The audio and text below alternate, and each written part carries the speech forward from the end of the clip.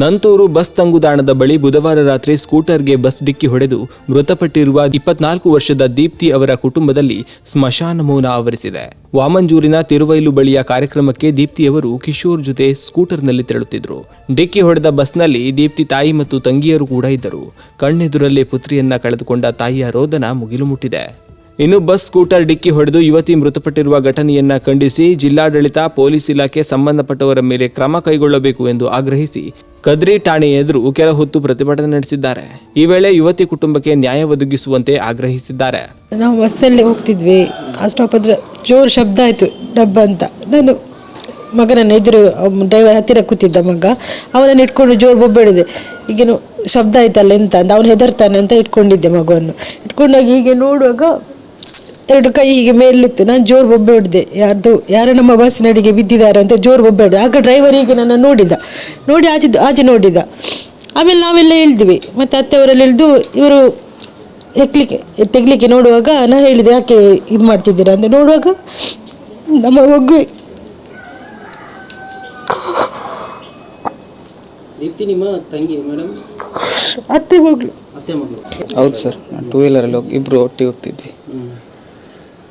Birthday ಫಂಕ್ಷನ್ಗೆ ಹೋಗ್ತಿದ್ವಿ. ನಾನು ಮತ್ತು ನನ್ನ ಗರ್ಲ್ ಫ್ರೆಂಡ್ ಇಬ್ಬರು ಹೋಗ್ತಿದ್ವಿ. ಚಾಕ್ಲೇಟ್ ತಗೊಳ್ಳುವಂತ ಆ ರೋಡಲ್ಲಿ ತಗೊಂಡು ಹೋಗ್ತಿರುವಾಗ ರೈಟ್ ಸೈಡಿಂದ ಓಡ್ಕೊಂಡು ಹೋದ್ರು, ಲೆಫ್ಟ್ ಸೈಡಿಂದ ಓಡ್ಕೊಂಡು ಹೋದ್ರು ಸರ್. ನಾವು ನಮ್ಮಷ್ಟಕ್ಕೆ ಬರ್ತಿದ್ವಿ, ಸ್ಲೋ ಹೋಗ್ತಿದ್ವಿ, ಸ್ಪೀಡ್ ಕೂಡ ಇರಲಿಲ್ಲ. 20-25 ಅಲ್ಲಿ ಇದ್ವಿ ಸರ್, ಮಾತಾಡ್ಕೊಂಡೇ ಹೋಗ್ತಿದ್ವಿ.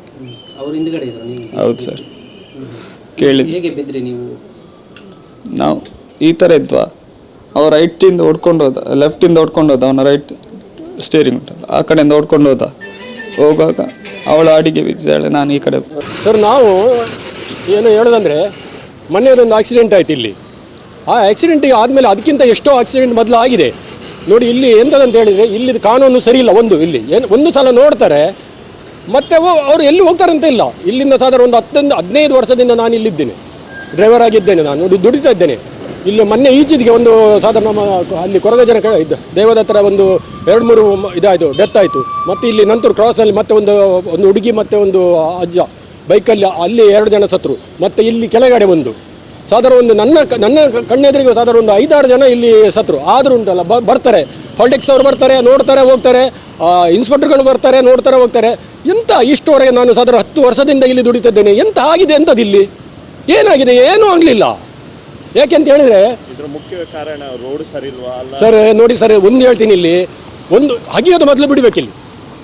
ಹಗಿಯೋದು ಬಿಟ್ಟರೆ ಉಂಟಲ್ಲ ಎಲ್ಲ ಸರಿ ಆಗುತ್ತೆ. ನೋಡಿ, ಯಾವ ರೋಡ್ ಆದರೆ ಸರಿ ಉಂಟಾ? ಯಾವ ರೋಡು ಸರಿ ಇಲ್ಲ. ಇಲ್ಲಿ ಬೆಳಗ್ಗಿದ್ರೆ ಒಂದು ರೋಡ್ ಸರಿ ಇದ್ದರೆ ಮಾರನೇ ದಿನ ಗುಂಡಿ ತೋಡ್ತಾರೆ ಅಲ್ಲಿ. ಯಾಕೆ? ಇವರು ಇಂಜಿನಿಯರಿಗೆ ಗೊತ್ತಿರೋದಿಲ್ವಾ? ಇಂಜಿನಿಯರಿಗೆ ಗೊತ್ತಿರಬೇಕಲ್ಲ. ಯಾವ ಒಂದು ರೋಡ್ ಮಾಡೋದಿಗೆ, ಹೊಸ ಕಾಂಕ್ರೀಟ್ ಆಗೋತ್ತಿಗೆ ಅದು ಯಾವ ಥರ ಮಾಡಬೇಕು ಅನ್ನೋದು ಗೊತ್ತಾಗೋದಿಲ್ವಾ? ಹೌದಲ್ವಾ? ಅದು ಅವರು ಮೊದಲೇ ಅದು ಐಡಿಯಾ ಮಾಡಬೇಕು. ಇದು ಏನೇ ಇಲ್ಲ, ಒಂದು ಇವತ್ತು ಹಾಕ್ತಾರೆ, ನಾಳೆ ಬಂದು ಹೋಗಿದ್ದಾರೆ. ಸತ್ತಾದ್ಮೇಲೆ ನೋಡಿ, ಇವತ್ತು ನೋಡಿ ಎಷ್ಟು ಜನ ಬರ್ತಾರೆ ನೋಡಿ. ಮೊನ್ನೆ ಸತ್ತದಕ್ಕೆ ಇವತ್ತು ಎಷ್ಟು ಜನ ಬರ್ತಾರೆ ನೋಡ್ಲಿಕ್ಕೆ ಹೋಗ್ತಾರೆ, ಬಂದು ನೋಡ್ತಾರೆ ಹೋಗ್ತಾರೆ, ಮತ್ತೆಂತ ಮಾಡ್ತಾರೆ ಸರ್? ಫ್ಲೈಓವರ್ ಆಗಿ ನಾನು ಸಾಧಾರಣ 10-15 ವರ್ಷದಿಂದ ನೋಡ್ತಾ ಇದ್ದೇನೆ ಸರ್. ಈಗ ಆಗದು ಬಿಟ್ಟು ಸಾಧಾರಣ ಎಷ್ಟು ಆಯಿತು, ನೀವು ನೋಡಿದಿರಲ್ಲ. ಅದು ಟ್ರಾಫಿಕ್ ಎಲ್ಲ ಈ ನಂತೂರಿನಲ್ಲಿ ನಮಗೆ ಹೇಳಲಿಕ್ಕೆ ನಾಚಿಕೆ ಆಗುತ್ತೆ. ಸತ್ಯ ಹೇಳ್ತೀನಿ, ನಾನು ಇಷ್ಟು ವರ್ಷದಿಂದ ದುಡಿದಿದ್ದರು, ನನಗೆ ಬೇಜಾರಾಗ್ತದೆ. ನಂತೂರು ನೋಡಿದ್ರೆ ಅಂತ ಒಂದು ಸಲ ಬ್ಲಾಕ್ ಆದರೆ ಎಂತ ಮಾಡೋದು ಹೇಳಿ? ಇಲ್ಲಿಂದ ಸಾಧಾರಣ ಕದ್ರಿವರೆಗೆ ಬ್ಲಾಕ್ ಆಗುತ್ತೆ, ಮತ್ತು ಇಲ್ಲಿಂದ ಕುಲ್ಸೇಕರ ತನಕ ಬ್ಲಾಕು, ಇಲ್ಲಿಂದ KPD ತನಕ ಬ್ಲಾಕ್. ಎಂತ ಮಾಡೋದು ಹೇಳಿ? ಇವರು ಬಂದು ನೋಡ್ತಾರೆ ನೋಡಿ. ನಿನ್ನ ಸತ್ತದಕ್ಕೆ ಇವತ್ತು ಬರ್ತಾರೆ ನೋಡಿ, ಎಷ್ಟು ಜನ ಬರಬೇಕು ನೋಡಿ. ಪಾಲಿಟಿಕ್ಸ್ ಅವರು ಬರ್ತಾರೆ, ಎಲ್ಲರೂ ಬರ್ತಾರೆ. ನಾನು ಯಾವ ಪಕ್ಷದವ್ರನ್ನ ದೂರೋದಿಲ್ಲ. ಯಾಕೆ ಕೆಲಸ ಆಗೋದಿಲ್ಲ?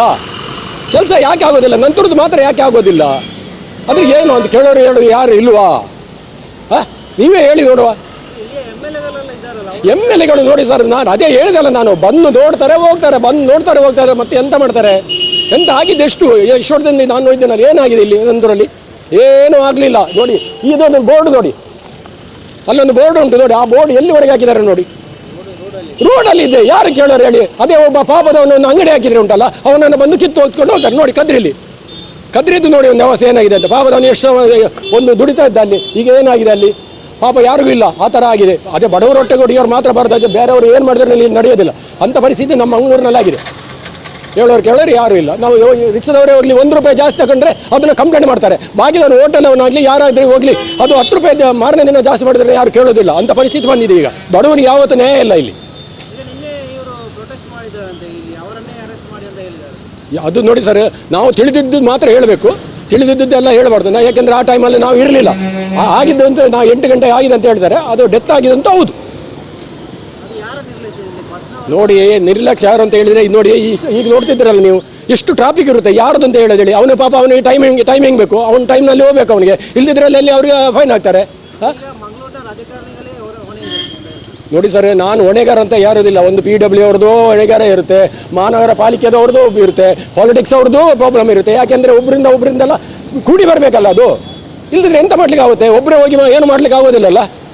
ಅದರಿಂದ ನಾವು ಹೇಳೋದಂತ ಹೇಳಿದರೆ, ಇನ್ನೊಂದು 2 ಸಾಯೋ ತನಕ ಮೊದಲು ಇವರು ಎಚ್ಚೆತ್ತುಕೊಂಡ್ರೆ ಒಳ್ಳೇದಂತ ನನ್ನ ಒಂದು ಅಭಿಪ್ರಾಯ ಸರ್. ಅಯ್ಯೋ ಎಂಥ ಸ್ಮಾರ್ಟ್ ಸಿಟಿ ಸರ್. ನೀವು ಸರಿಯಾಗಿ ಮಳೆ ಬರಲಿ ನೋಡಿ, ಯಾವ ಚರಂಡಿ ಸ್ಮಾರ್ಟ್ ಸಿಟಿ ಅಂತ ಹೇಳ್ತಾರೆ, ಅದಕ್ಕೆ ಅಷ್ಟು ಖರ್ಚು ಮಾಡಿದ್ದಾರೆ. ಅದರೊಳಗೆ ನೀರು ಹೋಗುತ್ತಾ? ಅದರಲ್ಲಿ ಹೋಗೋದಿಲ್ಲ ನೀರು. ನಮ್ಮ ಒಂದು ದೀಪ್ತಿ ಎಂಬ ದಲಿತ ಬಾಲಕಿ ಒಂದು ಬಸ್ಸಿನ ಅಡಿಗೆ ಬಿದ್ದು ಸಾವನ್ನಪ್ಪಿರುವಂಥದ್ದು ಭಾಳ ನಮಗೆ ಇಡೀ ದಕ್ಷಿಣ ಕನ್ನಡ ಜಿಲ್ಲೆಗೆ ಭಾಳಷ್ಟು ನೋವಾಗಿದೆ. ಯಾಕೆಂದರೆ ಈ ಸಿಟಿ ಬಸ್ಸುಗಳ ಒಂದು ಅವಾಂತರದಿಂದ ಬಹಳಷ್ಟು ಜೀವಗಳು ಈಗಾಗಲೇ ಅಲ್ಲಿ ಬಲಿಯಾಗಿದೆ. ನಾವೆಲ್ಲರೂ ಕೂಡ ಒಂದು ಈ ಸಂದರ್ಭದಲ್ಲಿ ಹೇಳುವುದೇನೆಂದರೆ, ಆ ಒಂದು ದೀಪ್ತಿ ಎಂಬ ಹೆಣ್ಮಗಳು ಒಂದು ಮನೆಯ ಬೆಳಕಾಗಿದ್ದಳು. ಇವತ್ತು ಅವಳನ್ನು ಕಳೆದುಕೊಂಡು ಇಡೀ ಅವರ ಮನೆ ಕೂಡ ಒಂದು ಭಾರಿ ದುಃಖದ ಒಂದು ಸ್ಥಿತಿಯಲ್ಲಿದೆ. ಏನಂದರೆ, ನಾವು ಪೊಲೀಸ್ ಇಲಾಖೆಯ ವಿರುದ್ಧ ನಾವು ಯಾವುದೇ ರೀತಿಯ ದೂರನ್ನು ಹೇಳ್ತಾ ಇಲ್ಲ, ಆದರೆ ಈಗ ನಮ್ಮಲ್ಲಿರುವಂಥದ್ದು ಈ ವ್ಯವಸ್ಥೆ ವಿರುದ್ಧ. ಏನಂದರೆ, ಈ ವ್ಯವಸ್ಥೆ ಸರಿಯಾಗಬೇಕು. ಅಲ್ಲಿ ಅನೇಕ ಜೀವಗಳು ಹೋಗಿದೆ, ಅದು ನಮ್ಮ ಜೀವ ಅಂತಲ್ಲ, ಬೇರೆ ಸಮುದಾಯಗಳ ಜೀವಗಳು ಸಹ ಅಲ್ಲಿ ಬಲಿಯಾಗಿದೆ. ಈ ಸಿಟಿ ಬಸ್ಗಳು ಎಷ್ಟು ಇವರ ಬೇಜವಾಬ್ದಾರಿ ರೀತಿಯ ಒಂದು ವರ್ತನೆ ಅವರ ಒಂದು ನೋಡಿದರೆ ಎಲ್ಲ ಮಂಗಳೂರು ಜನತೆಗೆ ಗೊತ್ತಿರುವಂಥದ್ದು. ಆ ಬೀದಿಯಲ್ಲಿ ಅವರು ಹೊಡೆದಾಡುವಂಥದ್ದು, ಅವ್ಯಾಚ ಪದಗಳಿಂದ ಪ್ಯಾಸೆಂಜರನ್ನು ನಿಂದಿಸುವಂಥದ್ದು, ಅದೇ ರೀತಿ ಅಲ್ಲಿ ಸ್ಥಳೀಯರ ಒಂದು ಕೂಗುವಂಥದ್ದು, ಈ ಹೆಣ್ಮಕ್ಕಳಿಗೆ ತಮಾಷೆ ಮಾಡುವಂಥದ್ದು, ಇದೆಲ್ಲ ಈ ಸಿಟಿ ಬಸ್ಸುಗಳಿಂದ ಜನರು ತುಂಬ ರೋಷವಾಗಿದ್ದಾರೆ. ಅದಲ್ಲದೆ ಅವರ ಒಂದು ಡ್ರೈವಿಂಗ್ ಇರ್ಬೋದು, ಇಲ್ಲಿನ ಒಂದು ಭೌಗೋಳಿಕ ಒಂದು ರಸ್ತೆ ವ್ಯವಸ್ಥೆಯಾಗಿ ಸಂಬಂಧಪಟ್ಟಾಗಿ ಅವರು ಅಲ್ಲಿ ಡ್ರೈವಿಂಗ್ ಆಗ್ತಾಯಿಲ್ಲ. ಅವರು ನೋಡುವಾಗ ಏಕಾಏಕಿ ಒಂದು ರಭಸಾಗಿ ಓಡಿಸುವಂಥದ್ದು, ಆ ಚಿಕ್ಕ ಕಿರಿದಾದ ರಸ್ತೆಗಳಲ್ಲಿ ಏಕಾಏಕಿ ಒಂದು ಜೋರಾಗಿ ವಾಹನಗಳನ್ನು ಓಡಿಸಿ ಜನರ ಮೈಮೇಲೆ ಬರುವಂಥ ಪರಿಸ್ಥಿತಿಗಳು ಎಲ್ಲ ಕಡೆಯಲ್ಲಿ ಇದೆ. ಅದರಿಂದ ಸರ್ಕಾರಕ್ಕೆ ನಾನು ಈ ಸಂದರ್ಭದಲ್ಲಿ ಮನವಿ ಮಾಡುತ್ತಿರುವಂಥದ್ದು, ನಮಗೆ ಈ ಸಿಟಿ ಬಸ್ಸುಗಳ ಒಂದು ವ್ಯವಸ್ಥೆ ಬೇಡ. ನಾವು ಹೇಳುವಂಥದ್ದು ಸರ್ಕಾರಿ ಬಸ್ಸುಗಳನ್ನು ಹಾಕಿ. ನಮಗೆ ಇವತ್ತು ಎಲ್ಲ ಮಂಗಳೂರು ಜನತೆ ಪ್ರಾಣಭಯದಿಂದ ಪ್ರಯಾಣಿಸುವಂತಾಗಿದೆ ಈ ಸಿಟಿ ಬಸ್ಸುಗಳಲ್ಲಿ. ಬೇಡ ನಮಗೆ ಸಿಟಿ ಬಸ್ಸು, ಎಲ್ಲ ಕಡೆಗಳಲ್ಲಿ ನೀವು ಸರ್ಕಾರಿ ಬಸ್ಸುಗಳನ್ನು ಹಾಕಿ. ಯಾಕಂದರೆ ಸರ್ಕಾರಿ ಬಸ್ಸುಗಳನ್ನು ಹಾಕಿದರೆ ಅವರಿಗೆ ಒಂದು ವೇಗದ ಮಿತಿ ಇರುತ್ತೆ, ಇವರಿಗೆ ಯಾವುದೇ ರೀತಿಯ ವೇಗದ ಮಿತಿ ಸಹ ಇಲ್ಲ. ಅದಲ್ಲದೆ ಪ್ರತಿಯೊಂದು ಬಸ್ಸಲ್ಲಿ ಸಹ ಒಂದು ಸ್ಪೀಡ್ ಗವರ್ನರ್ ಹಾಕಬೇಕು, ಅದು ಕೂಡ ಹಾಕಿಲ್ಲ. ಅದು ಕೂಡ ಇಲ್ಲಿ ಸಿಟಿ ಬಸ್ಗಳಲ್ಲಿ ಒಂದು ಸರಿಯಾದ ಒಂದು ಎದುರು ಇರ್ಬೋದು, ಹಿಂದುಗಡೆ ಇರೋ ಡೋರ್ ಇರಬೇಕು. ಖಂಡಿತ ಹೌದು, ಖಂಡಿತವಾಗಿ ಇದು ಬಸ್ಸಿನ ಇದು ಖಂಡಿತವಾಗಿ ಇದು ಬಸ್ಸಿನ ನಿರ್ಲಕ್ಷ್ಯ. ಯಾಕಂದರೆ ಬಸ್ಸಿನ ಅತಿಯಾದ ವೇಗದ ಕಾರಣ ಆ ಪರಿಸರದಲ್ಲಿ ವೇಗವಾಗಿ ಬರುವಂಥದ್ದು ಇಲ್ಲ. ಅದಂದರೆ ಇವರು ಈ ನಮ್ಮ ದಲಿತ ಯುವಕ ಮತ್ತು ಯುವತಿ ಒಂದು ಆ ಪರಿಸರದಲ್ಲಿ ಅವರು ತಮ್ಮ 2 ವೀಲರ್ ಬರುವಾಗ ಇವರು ಅತಿಯಾದ ವೇಗದಿಂದ ಅವರನ್ನು ಅಡಿಗೆ ಹಾಕಿರುವಂಥದ್ದು. ಇವರು ವೇಗ ಕಡಿಮೆ ಇರ್ತಿದ್ದರೆ ಅವರು ಬದುಕ್ತಿದ್ರು, ಏನೋ ಸಮಸ್ಯೆ ಆಗ್ತಿರಲಿಲ್ಲ. ಅದರಿಂದ ಅದಕ್ಕೆ ಬಸ್ಸಿನ ಚಾಲಕ ನಿರ್ಲಕ್ಷ್ಯನ ಕಾರಣ. ನಂತೂರು ಕ್ರಾಸ್ನಿಂದ ಮುಂದಕ್ಕೆ ಹೋಗುವಂಥ ಸಂದರ್ಭದಲ್ಲಿ ಒಂದು ಹುಡುಗಿ ತನ್ನ ಪ್ರಾಣವನ್ನು ಕೊಟ್ಟಿರ್ತಕ್ಕಂಥದ್ದು ಅತ್ಯಂತ ಖೇದಕರವಾದಂಥ ವಿಚಾರ. ನಾವು ಭಾಳಷ್ಟು ಸಮಯದಿಂದ ಹೇಳ್ತಾ ಇತ್ತು, ನಂತೂರು ಒಂದು ಕ್ರಾಸಿಂಗ್ ಏನಿದೆ, ಜಂಕ್ಷನ್ ಏನಿದೆ, ಅಲ್ಲಿಂದ ಮಂಗಳೂರಿಗೆ ಸಿಟಿಗೆ ಬರುವಂಥ ಮಲ್ಲಿಕಟ್ಟೆ ಅಥವಾ ಕದ್ರಿ ಕ್ರಾಸ್ ಏನಿದೆ, ಅಲ್ಲಿವರೆಗಿರುವಂಥ ರಸ್ತೆ ಭಾಳ ಅಪಾಯಕಾರಿಯಾಗಿದೆ ಅಂತ ನಾವು ಭಾಳಷ್ಟು ಸಮಯ ಹೇಳಿದ್ದೇವೆ. ಇವತ್ತು ಅದೇ ರೀತಿ ಆಗ್ತಾಯಿದೆ. ನಮ್ಮ ನಗರ ಪಾಲಿಕೆಯವರು ರಸ್ತೆಯನ್ನು ಅಗಲ ಮಾಡುವಂಥ ಸಂದರ್ಭದಲ್ಲಿ ಅಗಲ ಮಾಡ್ತಾರೆ, ಬಟ್ ಅದು ಸರಿಯಾಗಿ ಮೇಂಟೈನ್ ಮಾಡೋದಿಲ್ಲ. ಇಲ್ಲಿ ಸ್ವಲ್ಪ ರಸ್ತೆಗಳು ಈಗ ನಂತೂರಿನಲ್ಲಿ ಅಗಲಗಳಾಗಿದ್ದಾವೆ, ಅಗಲ ಆದರೂ ಕೂಡ ಅದು ಪ್ರಯಾಣ ಮಾಡಲಿಕ್ಕೆ ಯೋಗ್ಯವಾಗುವ ರೀತಿಯಲ್ಲಿ ಅವ್ರು ಬಿಟ್ಟು ಕೊಡಬೇಕು, ಅದು ಬಿಟ್ಟು ಕೊಡ್ತಾ ಇಲ್ಲ. ಅದರಲ್ಲಿ ಮಣ್ಣು ತುಂಬಿದೆ, ಕಲ್ಲು ತುಂಬಿದೆ. ಹಾಗಾಗಿ ವಾಹನ ಚಾಲಕರು ಏನು ಮಾಡ್ತಾರೆ, ಆ ಭಾಗವನ್ನು ಬಿಟ್ಟು ಹಿಂದೆ ಇರುವಂಥ ರಸ್ತೆಯಲ್ಲಿಯೇ ಹೋಗ್ತಾರೆ. ಬಸ್ ಬೇಗಳಿದ್ದಾವೆ, ಬಸ್ಸುಗಳು ಬಸ್ ಬೇಗಳಿಗೆ ಹೋಗೋದಿಲ್ಲ, ಮಾರ್ಗದಲ್ಲಿಯೇ ನಿಲ್ಲಿಸ್ತಾರೆ. ಹಾಗಾಗಿ ಇಲ್ಲಿ ಬಹಳ ಅವ್ಯವಸ್ಥೆಯ ಗೂಡಾಗಿ ಮಾರ್ಪಟ್ಟಿದೆ. ಹಾಗಾಗಿ ನಾನು ಇವತ್ತು ಮೊನ್ನೆ ಆ ಕುಮಾರಿ ದೀಪ್ತಿ ಅವರು ತೀರಿ ಹೋದರು. ಎಷ್ಟು ದುರಷ್ಟಕರ ಅಂದರೆ, ತಾಯಿ ಅದೇ ಬಸ್ಸಿನಲ್ಲಿ ಪ್ರಯಾಣ ಮಾಡ್ತಾರೆ, ಮಗಳು ಹಿಂದಿನಿಂದ ಹೋಗಿ ಆ ಬಸ್ಸಿಗೆ ಡಿಕ್ಕಿ ಹೊಡೆದು ಸಾಯ್ತಾಳೆ. ಇಷ್ಟು ಒಂದು ಭಾಳ ನಿಜವಾಗಿಯೂ ಮನಸ್ಸಿಗೆ ನೋವಾಗತಕ್ಕಂಥದ್ದು. ನಾನು ವಿಧಾನಸಭಾ ಅಧಿವೇಶನದಲ್ಲಿದ್ದೆ, ಹಾಗಾಗಿ ಇವತ್ತು ಈ ಭಾಗಕ್ಕೆ ಬಂದಿದ್ದೇನೆ. ಬಂದು ಇವತ್ತು ಈ ವಿಚಾರವನ್ನು ತಿಳ್ಕೊಂಡಿದ್ದೇನೆ. ಪೊಲೀಸ್ ಅಧಿಕಾರಿಗಳು ಮತ್ತು ನಗರ ಪಾಲಿಕೆ ಅಧಿಕಾರಿಗಳನ್ನು ಕರೆದಿದ್ದೇನೆ. ಇಲ್ಲಿ ಇರುವಂಥ ಅನೇಕ ನ್ಯೂನತೆಗಳನ್ನು ನಾವು ಇವತ್ತು ನೋಟ್ ಮಾಡಿದ್ದೇವೆ. ನಾಳೆ 10 ಗಂಟೆ 11 ಗಂಟೆಗೆ ನನ್ನ ಕಚೇರಿಯಲ್ಲಿ ಪೊಲೀಸ್ ಅಧಿಕಾರಿಗಳು, ನಗರ ಪಾಲಿಕೆ ಅಧಿಕಾರಿಗಳು, ನ್ಯಾಷನಲ್ ಹೈವೇ ಅವರು, ಸ್ಮಾರ್ಟ್ ಸಿಟಿ ಅವರು ಈ ಅಧಿಕಾರಿಗಳ ಜೊತೆ ಚರ್ಚೆ ಮಾಡಿ ಏನು ಇಮಿಡಿಯೇಟಾಗಿ ಸೊಲ್ಯೂಷನ್ ಮಾಡಲಿಕ್ಕಿದೆ. ನೀವು ಅದು ಅಂಡರ್ ಪಾಸ್ ಆಗುವವರೆಗೆ ಅಥವಾ ಓವರ್ ಪಾಸ್ ಆಗುವವರೆಗೆ ಕಾಯಬೇಕಾಗೋದಿಲ್ಲ.